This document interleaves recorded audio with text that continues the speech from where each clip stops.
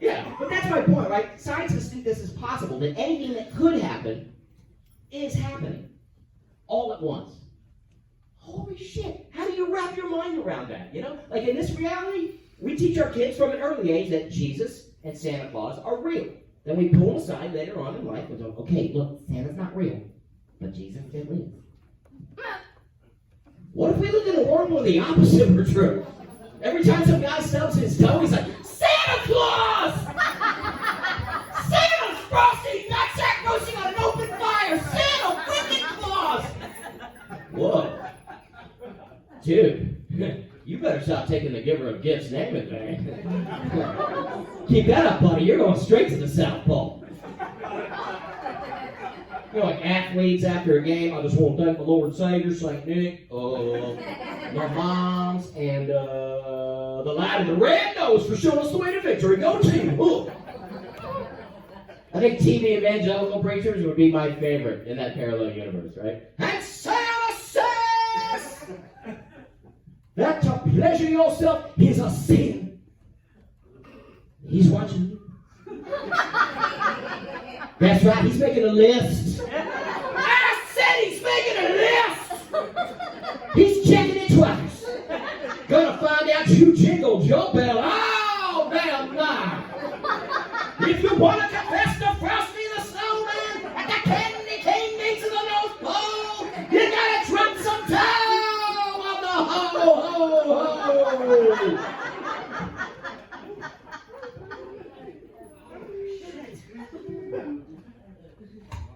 Give me a second, I almost passed out right there.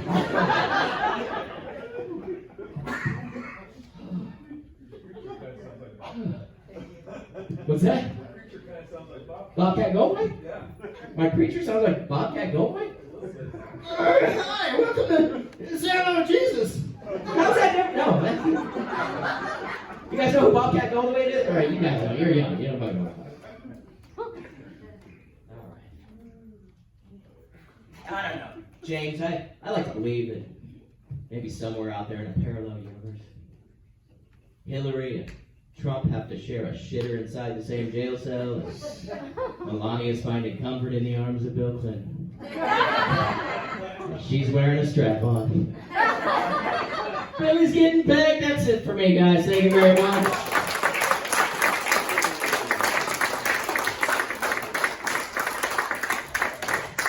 You guys are a fun crowd. Are you guys ready for your headliner? Okay, that sucked ass, by the way.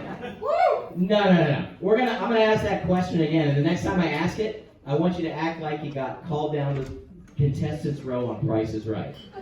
Are you guys ready for your headliner? All right, your headliner tonight's a good friend of mine. He is a writer for National Lampoons. You can hear him on Sirius Satellite Radio. Put your hands together right now. Make some noise and do not stop clapping until he gets up here. For Rich Reagans, everybody. Clap it up.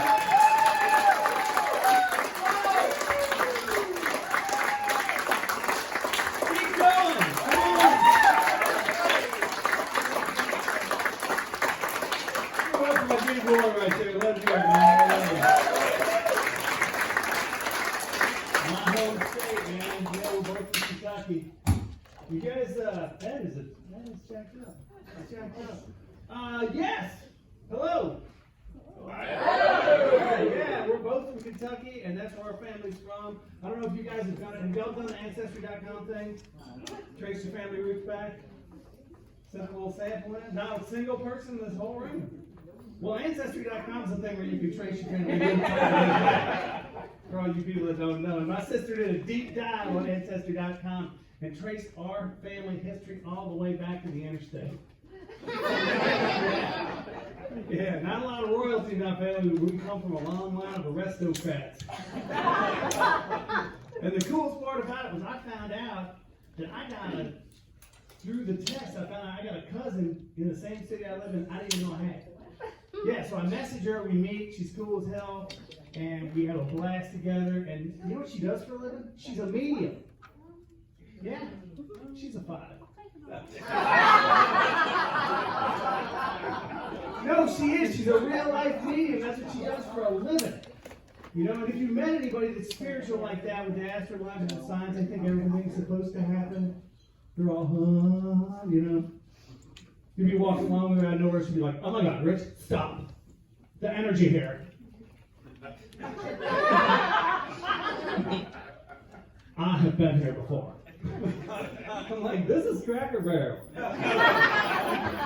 You used to work here, dude. I don't know what you're talking about. It's your mom's the general manager. What are you talking about? Everything's like that with her. She's into manifesting. Y'all heard of manifesting? Okay, yeah. Manifesting is this thing. For you older dudes that don't know, manifesting is this thing where if you say your hopes and your dreams and your wishes out into the universe will grant you anything you want. It only works for hot chicks. It doesn't work for ugly people. It does not work for ugly people. She's like, oh, Rich, you don't believe in manifesting? I can manifest love, money. I can manifest the perfect parking space. I'm like, well, let's see you do it. So we jump in the truck, we go riding up to the Cracker Barrel. She says she's going to go up there and get the first spot. I'm like, well, let's see it. We go pulling up, guess what? The very first spot's open. Then she takes this blue handicap thing and hangs it on the mirror. That ain't manifesting, that's taking advantage of the state. Right there. What I love about being a comedian is we're noticers. We notice stuff. That's how we can talk about these things. You know, I've always been a noticer. Do you guys remember when you were really young, like 5 or 6 years old, and you saw your school teacher outside the school for the first time and it freaked you out? Yeah, you remember that? I remember seeing Miss Brolowski at the grocery store, and I was like, Mom, how'd she get out? I thought she lived at the school. I thought she slept in the arts and crafts closet, hanging upside down like a bat. That's fine. It's just weird when you see things out of place, right? Because I'll tell you something. A couple weeks ago, I saw our neighborhood priest at the gym for the first time. That freaked me out. Number one, he was jacked. Number two, he was wearing a cut-off t-shirt that said, "Nuns out, guns out." I was like, wow, Padre, you were way cooler than I thought you were. He was wearing booty shorts that said, "Too blessed to be stressed." I'm like, are you kidding me?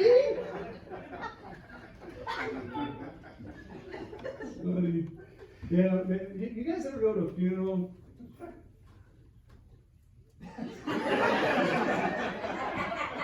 And somehow the dearly departed will kind of show up in some way, like a big flock of birds will come over, or a big storm will come blasting through, and you're like, that's them. I was at my cousin Timmy's funeral. I know he showed up because 3 cars got broke into in the parking lot. None of the stolen items were books.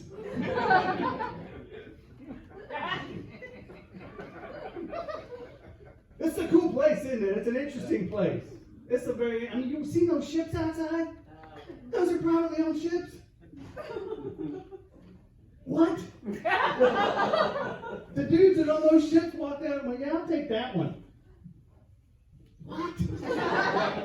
And I noticed something about when I was walking along the docks today.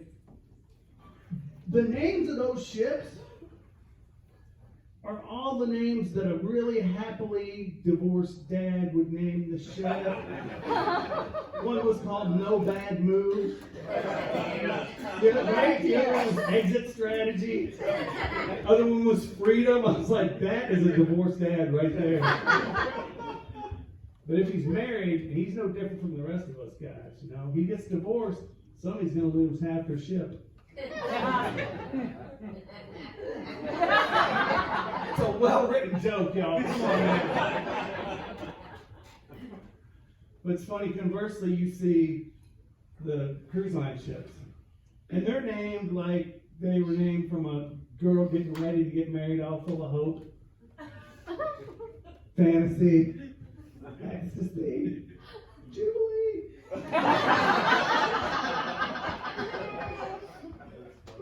Because they know they're going to get half of somebody's ship. There you go. There you go. Now they're with me. Have you seen seen those cruise ships, like the chains that they connect them to the dock with? Have you seen how big those are? Who's going to steal a cruise ship? I'll tell you who, my cousin. That's who would steal a cruise ship. He'd have the radio out of that thing in 2 seconds. Where you going, man? Long John Silver. I even seen that faster than you can say Chips Ahoy. It's Chips Ahoy, you idiot. What are you talking about?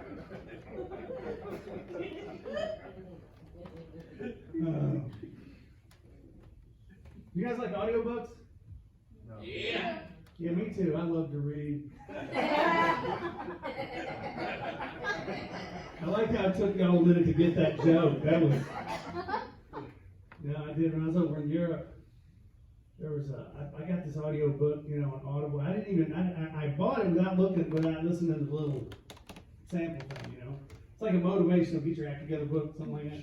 But what I didn't realize when I ordered it was that the narrator was Scottish.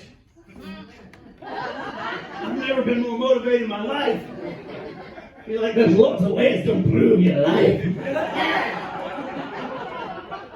First of all, quit whining all the time about everything. At least you're not Scottish. I'm broke as a joke. My son's got the biggest head in the village and my wife's got a wooden leg. Chapter 2.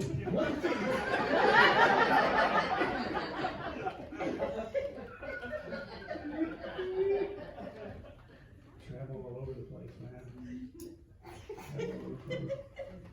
You got a cool beard, man. I wish I could grow a beard like that. Look, that's a man's beard right there. Look at that thing. Look at that damn thing. We're going to have 6 more weeks of winter. That's a man's beard.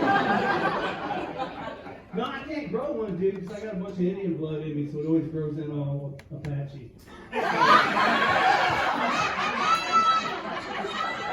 I went there.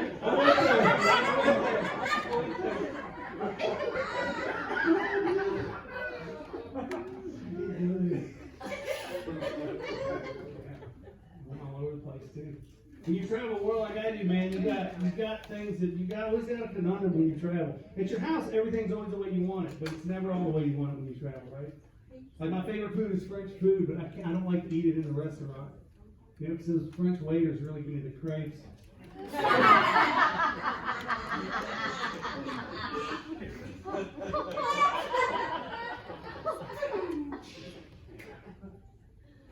You can't turn on me after 2 puns. It's too early for that. Yeah, so like Roy said, they're going to make weed legal in all the states. That's going to be cool, isn't it? They make it way better than they used to, don't they, kid? They do. Really, they do. When we were, they say, oh, don't make it like it used to. Yeah, they do. I swear to God, 2 hits are baked out of your door. Last time I smoked it, I reached down to pet my cat. It was my foot. I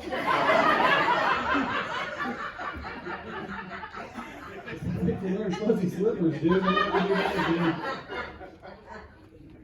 I remember the exact day I quit using shrooms. Yeah, that's the day I lost a staring contest to a jar of olives. Baby son. By the way, you can't outstare a jar of olives. It's impossible. I was just outnumbered.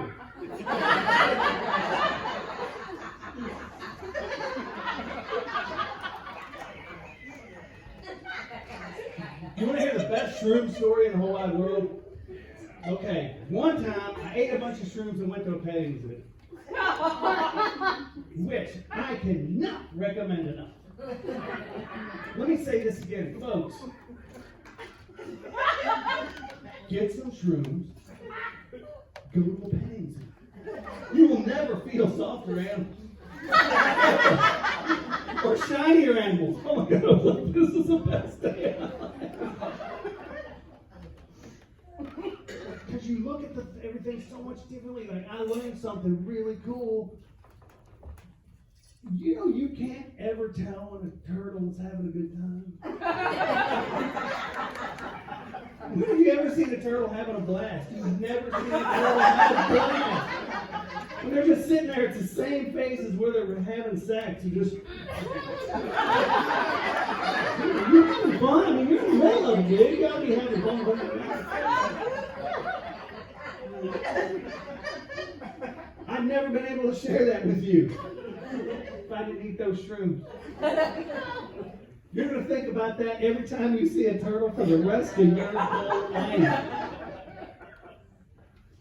But I'm walking through there. Everything's just bright, shiny, and beautiful. And I walk up on a mom kangaroo.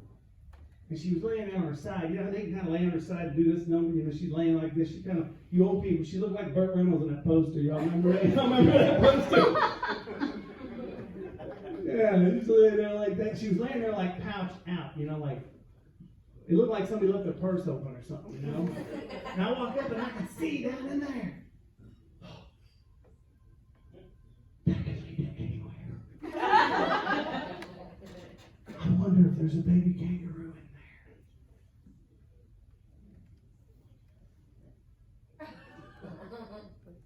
there. Yeah, I went in. I just took like one finger and I was like, and then 2 fingers, you know, like 3 fingers. You ladies know this one, come on. Come on, every lady in here said some dude down there hunting for a baby kangaroo. You're like, what are you doing down there? Right? It's like when you get a bad kiss. You ever get a bad kiss and they're like, you just gotta grab and go, girl, where'd you go to summer camp? Like, can't look a window?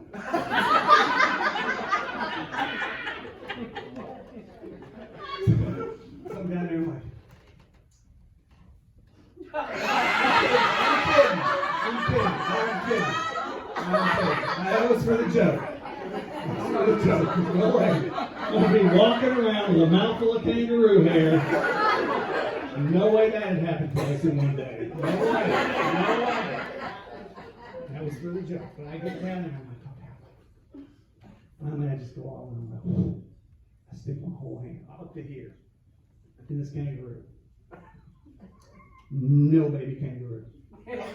But I will tell you all this. The inside of a kangaroo pouch is the greatest, warmest, safest place I've ever been. It's the greatest place on earth. I mean, it's just like, shh, baby, it's going to be okay. You're a good boy. You've always been a good boy. And then the ranger dude comes around the corner. I'm like, no. And usually I'm quick on my feet, but I was not quick on my feet at this day. All I could come up with was, "Son, this is not what it appears to be." And the dude walks by, he never missed a beat. He goes, full disclosure, I did that my very first day on the job. You have a good day. He just walked off.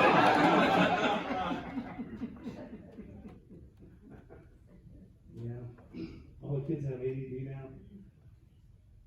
My boys got it. So my youngest just went to the Navy. Oh, thanks. One guy. Defending your freedom. Oh, now. Yeah, okay, sure. Too late. No. And he tells me the other day what his job's going to be. I'm like, what are you going to be doing, man? I'll be shooting tomahawk missiles off ships. Like, you? They're going to let you do that? Let me tell y'all something. There's no way one of them things ain't going to hit the house. There's no way. I'm going to lose the car windshield, a side mirror, maybe a grill at the least. You're going to let that kid's never made it from the car to the house with eggs one time in his life.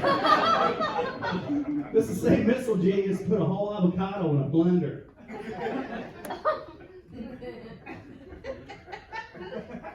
Y'all like impressions? Yes. Okay, I'm going to do an impression of something that's never even happened yet. How about that? Okay? I'm going to do an impression of my kid, Julian, on a ship in the galley, his first time in the galley. There's nothing to eat in here.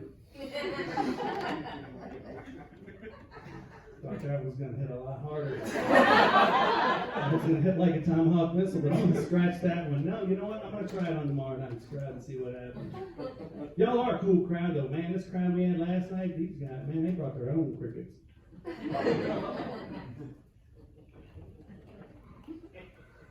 And I had ADD so bad, I was so terrible in school because I couldn't sit still.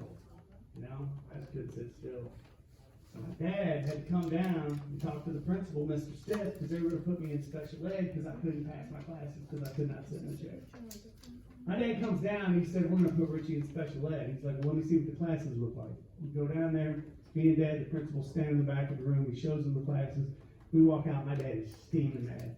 He grabs the principal of the school by the lapel of his jacket and goes, do your job and teach my kid. He ain't stupid and I ain't stupid either. And shoves him off. Turns and walks off. I've never been more proud of my old man until he pushed on a pull door.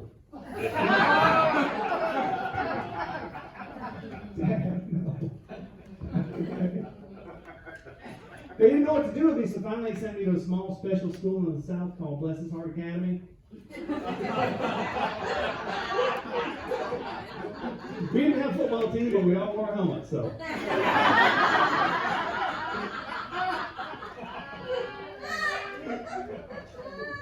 I was that kid, dude. Yeah, I'm from the country, man. I'm so country, I got a cousin named Jed. And he spells his first name G-E-D. That's how he spells his name. And you know the dude I'm talking about. Everybody's got this one dude in his family.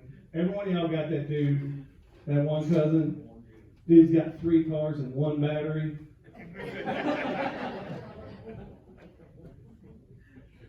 Dude won a $1,000 scratch-off ticket. He won a $1,000 scratch-off ticket. First thing he did was quit his full-time job.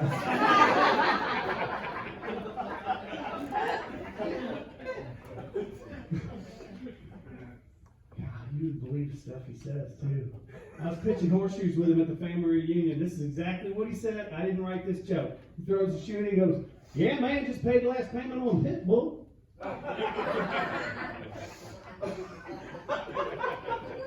Well, dude, why don't you not Pitbull on credit? He's like, hey, smarty pants, you ever seen anybody repo Pitbull?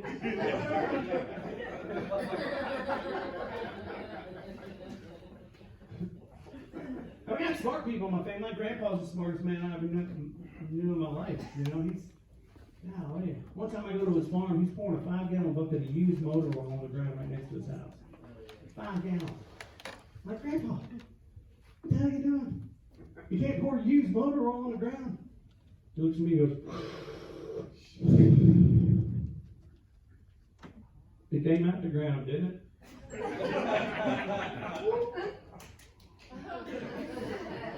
Anybody want to explain that one to me? I was like, damn, Socrates, I wasn't ready for that this early in the morning. Wow. Hey, you guys want to hear one of the coolest stories you'll ever hear? By the way, all my stories are true. Except that one.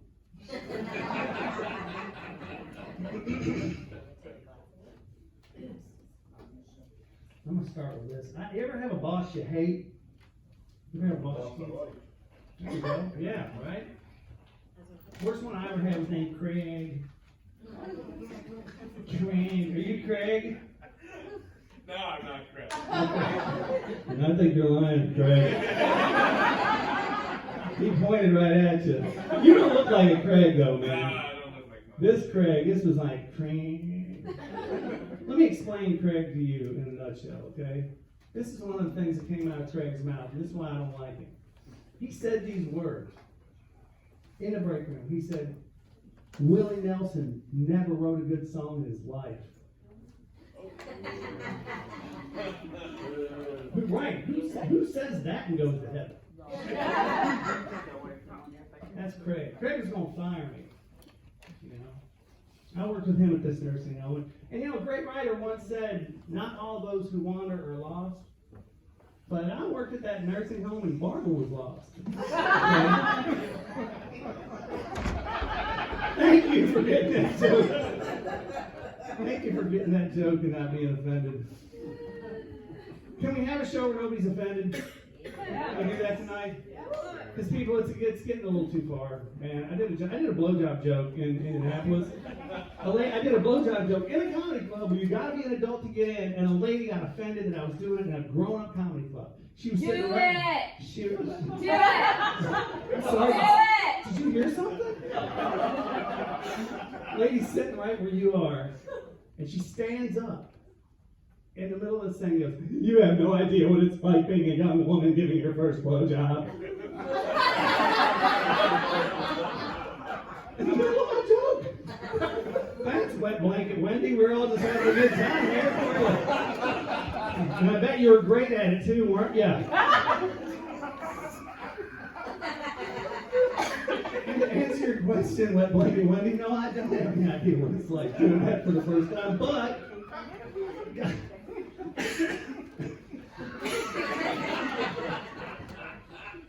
guys, I can't help think a girl giving her first blowjob is too much different from the first time we ever tried to siphon gas out of a hose. You remember that bullshit? It's the same for every single dude. It's like, when's it gonna come out? When's it gonna come out? I gotta get lower for it to come out? Okay, let me get that.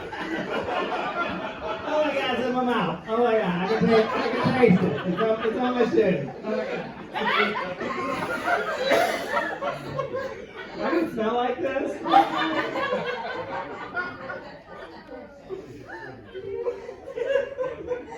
Boy, that one hit both demographics of the room, didn't it?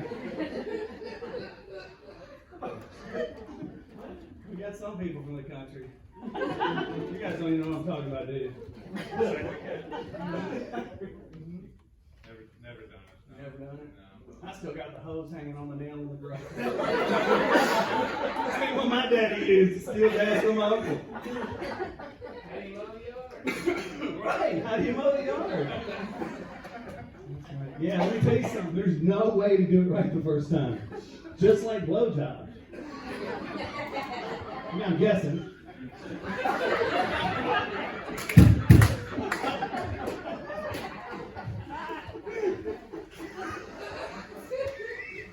Yeah. You got nothing. Oh, did somebody just fart back there? Was that a fart? That's a snort! We got a snorter.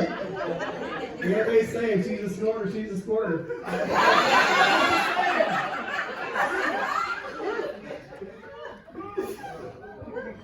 I just made it up. I made that fucker up all by myself. That's what I do. Oh God, where was I? Oh, nursing home. Okay. Well, that got way off track, didn't it? First time I'm talking about a great story, now we're doing blowjob jokes. So Craig was going to fire me, right? And I knew Craig was going to fire me. So I started thinking to myself, I'm like, all right, when he comes in here and fire me, how am I going to do it? I just got everybody, Craig's going to fire me. Like, okay, well, I'm not just going to walk out of here like a squeaky little mouse. I figured what I was going to do was say everything I ever wanted to say to Craig when he fired me. I'm like, I'm going to say, so I practiced in the mirror everything I wanted to say to Craig, and then I thought, how can I make this exit even more badass? I practiced saying what I had to say and moonwalking backwards right after. All week long, I practiced saying it and moonwalk. I was like, Michael Jackson. Oh, you tell me a better way to quit a job, because there ain't one.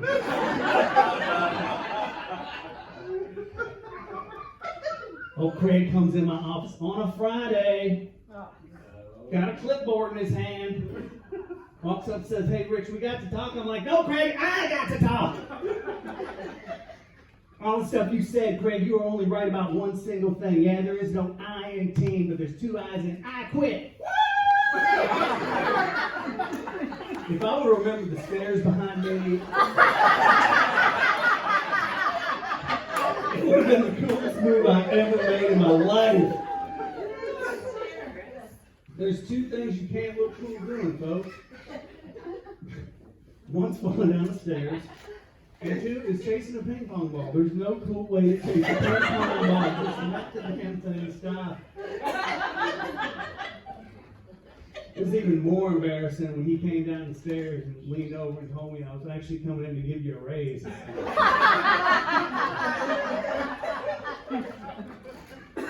Then he fired me. But I worked at the nursing home, and I was a marketing director there, and I did that job, but I got to be friends with all old folks. in the place. I fell in love with all the old folks. It was like having 126 grandparents.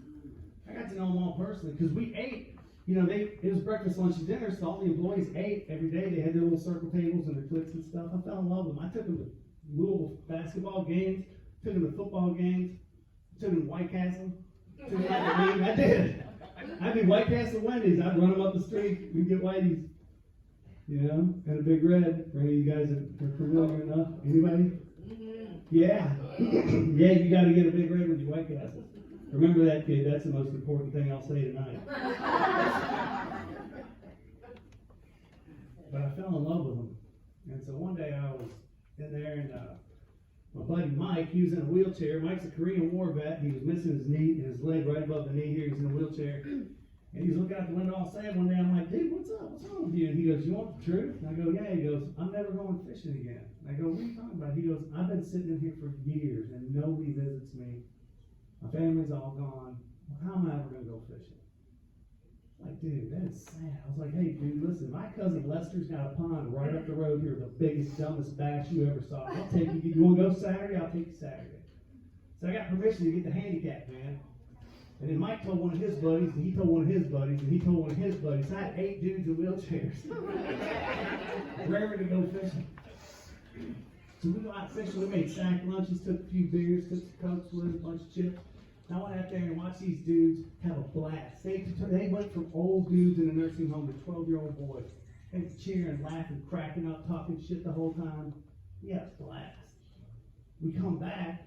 Next thing you know, I'm like, when can we go again? I'm like, let's go Saturday.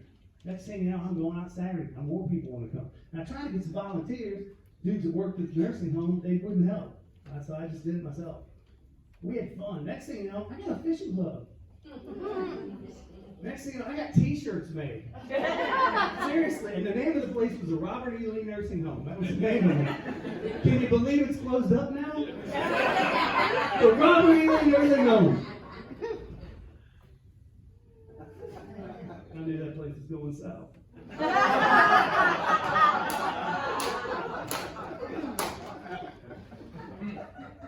I just threw that in there too. I'm just making this shit up. So, I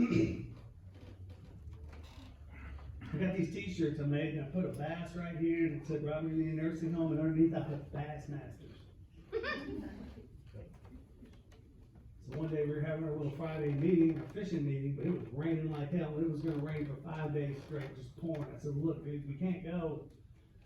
You can't go fishing, but I mean, we could do something else if you want. Anything else y'all might want to do around town? One old dude goes, strip club. Dead serious. I said, can we do that? I don't even know. So I went and asked the lady that ran the place. I said, can I take these dudes to a strip club? She said, they're free men in a free country. They can go anywhere they want to go. Just don't drink. I'm like,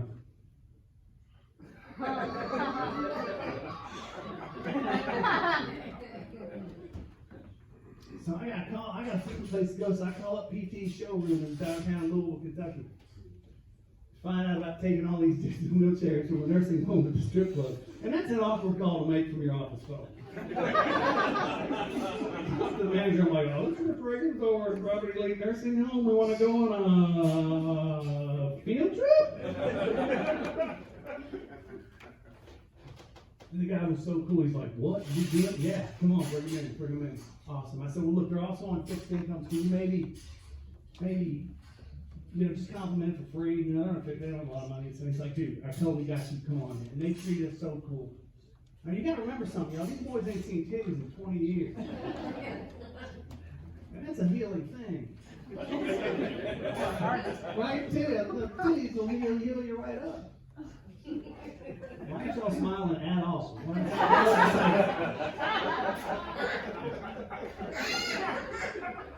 They will. They'll heal us up, won't they, boys? That's the dude. It's the Big Red White Castle titties. That's the dude. We might be related, dude. I don't know. Tennessee? You're in Tennessee? Yeah, buddy. Whereabouts? Knoxville. What's that? Knoxville. Knoxville. My wife cheated on me with a dude from Knoxville. And don't get mad at me, but I'll tell you what my daddy used to say all the time. He'd say, there's Then there's Tennessee Dome. I didn't say it. If he was around today, I'd tell him there's one cool dude from Tennessee. Give him a round of applause, folks. No, I'm serious. That's the best behaved Tennessee guy I've ever seen. Where was I? Titties. See what I'm saying, girls? It means something to us. Full titty, half titty, side titty. Oh. We've been to a strip club. I'm thinking you didn't share a room growing up, did you, honey? You been to PT's? I have. You're lying. Well, we met in Louisville. How'd you? No, let her talk. It's too late now. Show's over. How'd y'all meet in Louisville? Where were you dancing? She started it! No, seriously, how'd y'all meet in Louisville? Cinco de Mayo. That's the truth. Cinco de Mayo is everywhere in the world, bro.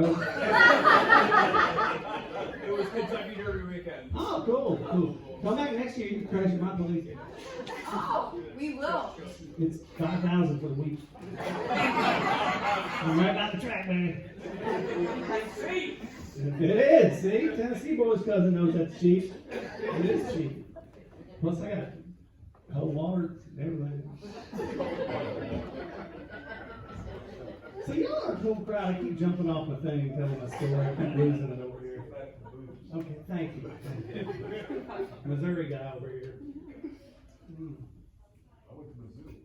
Did you? I got the shit kicked out of me in Mizzou one time. Really? Wait a minute, I remember you. Son of a bitch. Okay, so. Now these boys ain't seen titties in a very long time. And they're very excited to go on this trip. So I get myself together, I pull the handicap van right up in front of the awning at PT's showroom. You know where it is. And I dropped the gate, and these boys, it was like the third turn of Daytona. They were coming down. I gave up and they were shooting at that thing. We went in there and had such a damn. Oh, I didn't tell you this part, okay? They used to always wear their fishing shirts when we go on our fishing trips, right? But on this trip, they all wore their fishing shirts. And old dude had an idea to put a piece of duct tape over the B and Bassmasters. I'm rolling with the Assmasters, dude. That's my crew, that's my dudes. We go in there, man, we're drinking, we're having a blast. We're buying them lap dances and stuff. One dude dozed off during his lap dance. He fell asleep during his lap dance. I don't know where they got my 20 back. I'm like, he didn't see the whole thing. So when it finally started getting late for these boys, we had to get going. It was like 7:15.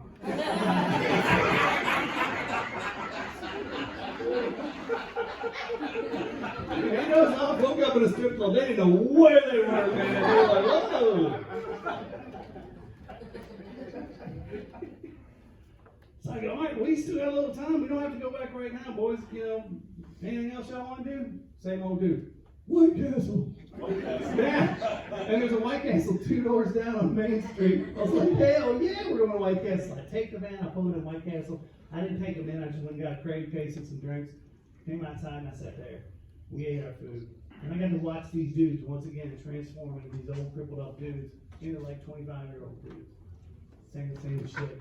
They're had their foot up on the dash, talking shit. Saying all the stuff that dudes say at their strip club. Man, you see tits on that blonde. See the ass on that brunette. Of course, one of them's always got to say, dude, I think she likes me. Right? So, no, Merle, she doesn't love you. She doesn't like you. It's her job. I know. So we get back. I really oh, you know it. We can't help it. That's what titties do to you.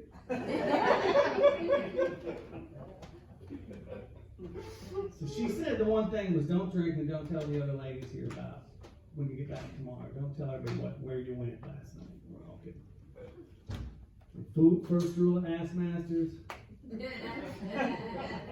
Nobody talks about Ass Masters. No boys didn't talk. We came back and the women could tell something was up because they were bouncy and they were happy. They would give them the sniff down like. One of them said, "Why are you so happy?" Can't fool an 85-year-old lady. So the next day, Mike, the original OG member of the Ass Masters, comes in my office in his wheelchair. And he's looking real serious. I go, "What's up, Mike?" He's looking at me. And his eyes were watery. His lip was quivering. He was like, "I just want to thank you for making me feel like a man again." He did. And he turned and he wheeled out. You know what that means, y'all? I'm going to heaven. I'm going to heaven. Jesus gonna look at every stupid thing I ever did and be like, "Yeah, you're the boy that took them dudes to see some titties. Get on in there, boy." Yeah. That story is true. And actually, I was doing a show. It was in New Albany, Indiana, across the river. I was doing a show at another place in New Albany. I was telling that story. And some lady yells out the crowd. She's like, "That didn't really happen." And from over here, I hear this lady go, "Hey, Richie, it's Donna. I used to work with you at Robert E. Lee. Yes, that story's true." I was like, "What?" The one time somebody questioned it, there was somebody who was there. I gotta get out of here. A couple things, guys. We're gonna be outside selling our little stickers and stuff. This is our merch. This is how we pay for stuff. And I've got 2 stickers here that I sell that will explain everything about how I deal with people. One says currently avoiding drama. The other one says, "Call me when you get your shit together." So we'll be outside. Give another round of applause for Roy out there, guys. I'm not sure when I gotta get out of here. I'm not sure what time it is. Do you know what time it is, Missouri? 10:30? Oh, cool. Okay, cool. We're gonna be around on time. Yeah, we got it. I travel all the time. It's hard to get consistency and have consistency. And it's like the things that make. You know what's great about your grandma's house is the consistency. All y'all's grandmas got the same shit hanging on the wall from when you were 2 years old to now, right? Everything. Even that stupid, crappy bowl of candy on the coffee table with its little green and white square candies that you pick one up and the whole thing comes up. You know those. And you can't get consistency when you're traveling a whole lot, except at one place, Waffle House. Yeah, Waffle House. I love Waffle House. I adore Waffle House because every time you go in there, it's the same thing. "Hey, baby, you want coffee?" Every single time. Of all the places that should have a bouncer, Waffle House don't need no bouncer. Right? And you never give the best version of yourself to Waffle House, do you? You don't you go in there before you've had your coffee or after you've had 18 shots of Jaeger. You never go in there when you're fresh and crisp because you don't want to go in there when you're fresh and crisp. You go in there when you're fucked up and need some love. That's why you go to Waffle House. Right? Don't go in there fresh and crisp. You know? Bless you. You know what they say? If she's a sneezer, no.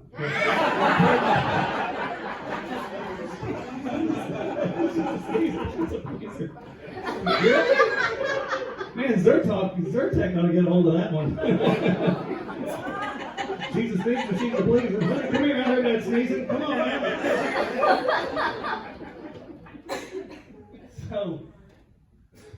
So like 3 years ago, we had 3 big tragedies in the family. We had 3 people pass away in like 6 weeks, like matriarch, patriarch, favorite aunt, all in a row.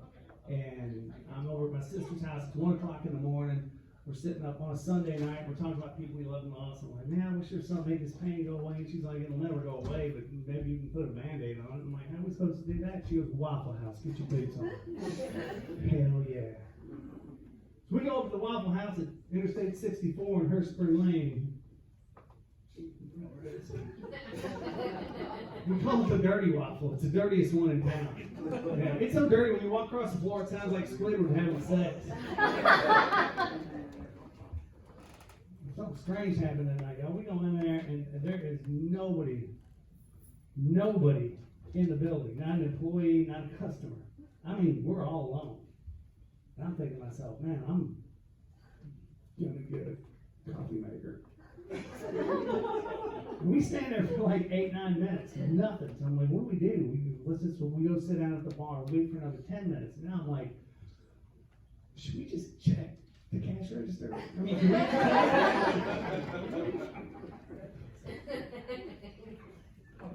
we're sitting there for a minute, we're thinking we're gonna leave. Next thing you know, we hear that big metal door open and shut in the back, and this lady comes around the corner, Waffle House uniform, walks out, hey baby, you want some coffee? I'm like, yeah. I'm like, lady, what is going on here tonight? Did somebody rob y'all tonight or something? She goes, they tried to.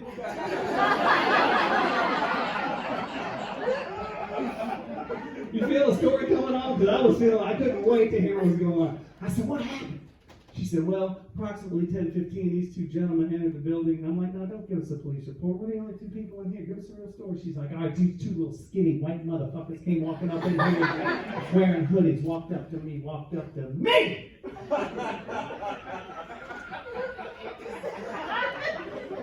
Said, give me all the money at the cash register. I got a gun. I said, what'd you say? She said, let me see the gun. She said, let me see the gun. Nobody says, let me see the gun. State police officers don't say, let me see the gun. Nobody says, let me see the gun. This ain't her first grade. I said, what happened next? She said, he opened up his jacket. He got a BB gun in a duct tape holster. This is word for word. My sister will back it up.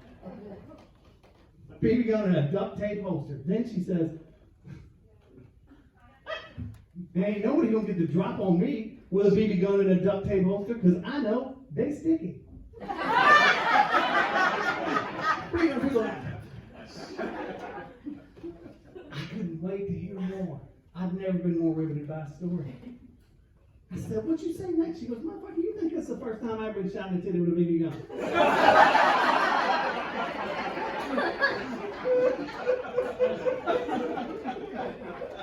Which begs the question, ladies, how many times gotta get shot in the titty with a BB gun before you just don't care no more? A woman in Murfreesboro, Tennessee said 3.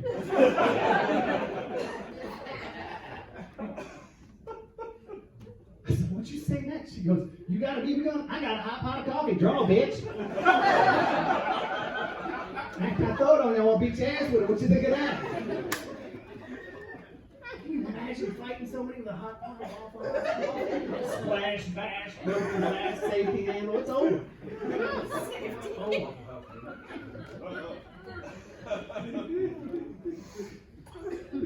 We sat there. We ate all our food. We ate everything we ever wanted to order because we were eating for grief, you know. I finally had to ask her out. You know, I was like, first of all, I said, I looked at her name tag. I said, hey, Lementhol. L-E flick menthol. Lementhol. Ask my sister.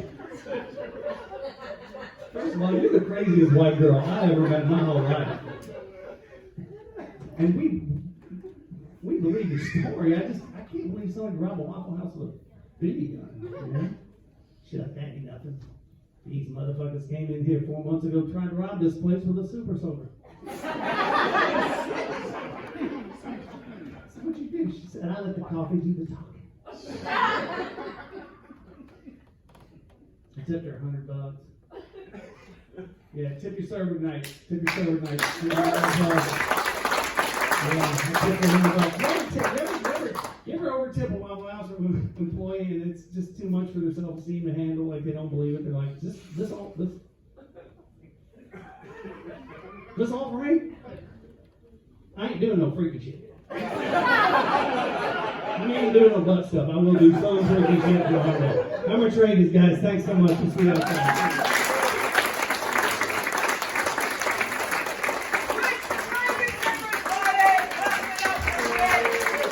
Let's raise everybody. Let him hear it. Are you guys still sitting down? Stand up. Clap for this guy. Come on. Yo. So that's great. Thank you guys so much for coming out and supporting comedy tonight. Please tell anyone you bump into on the resort to come